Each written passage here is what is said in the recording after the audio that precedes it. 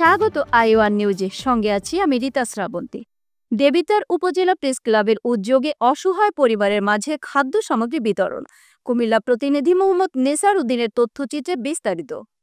কুমিল্লা দেবিদ্বারে পবিত্র মাহে রমজান উপলক্ষে প্রতিবন্ধী ও অসহায় শতাধিক পরিবারের মাঝে খাদ্য সামগ্রী বিতরণ করেছে দেবিদ্বার উপজেলা প্রেস ক্লাব।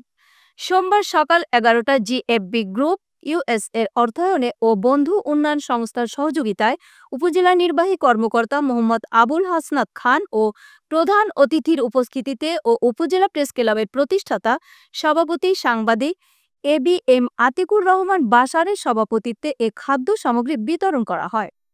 খাদ্য সামগ্রীর মধ্যে ছিল 10 কেজি চাল, 2 কেজি বুট, 2 কেজি মসুরের ডাল, 2 কেজি আলু, 1 লিটার তেল, 1 প্যাকেট গুঁড়ো দুধ, 2 প্যাকেট সেমাই, 1 কেজি চিনি ও 1 কেজি লবণ সহ প্রতিটি পরিবারকে দেওয়া হয়।